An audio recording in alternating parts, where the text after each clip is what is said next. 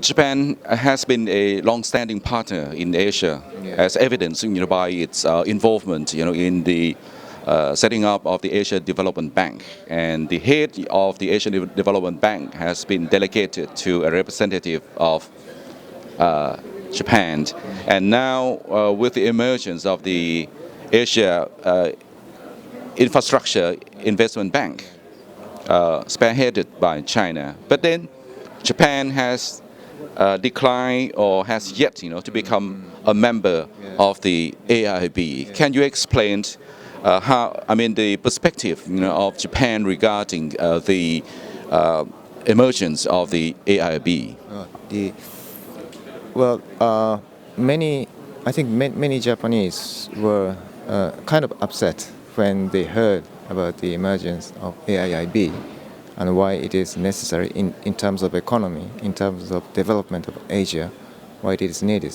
And of course, they explained that the fund demand for fund is enormous in Asia. So it shouldn't be, it can be two or more multilateral financial institutions. And I think that's a reasonable reason to development of AIIB. So I'm not opposed to the idea of having another institution. But the issue is... But how about Japan's in the future? Will it be involved in the AIIB or play some contribution to it? Yeah. Well, Japanese public opinions is now split into two.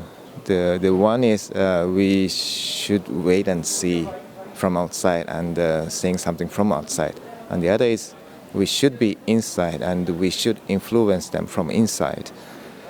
And I think the latter is right. The shouting from outside doesn't make any result. So we should be involved in AIIB.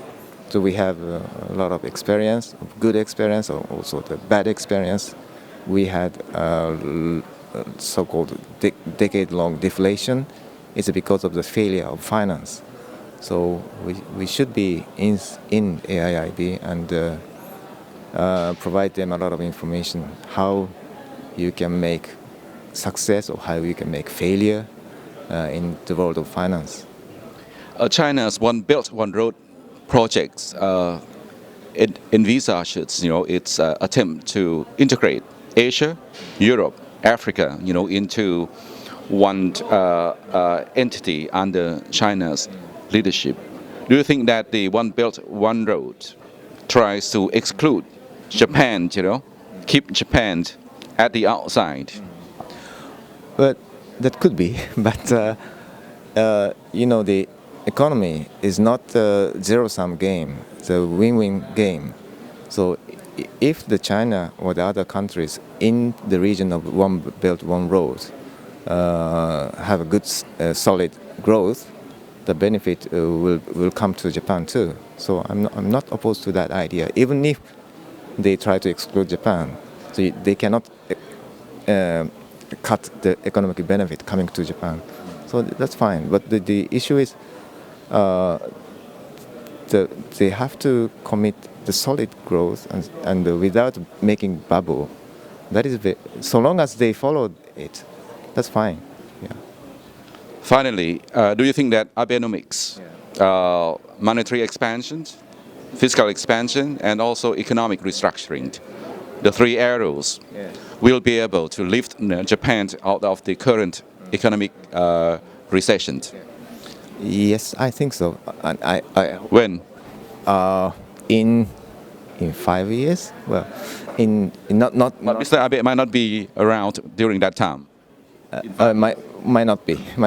But now the more discussion are focusing on structural reforms. That we now learn that the monetary policy or fiscal policy couldn't solve the problem. So so we are now coming back to the basic. The structural reform is really necessary to regain the confidence of the future, like a labor force, or more demand, domestic demand, or for the many challenges for aging society. So the monetary policy or fiscal policy wouldn't solve such problem. Thank you very much. Yeah, thank you.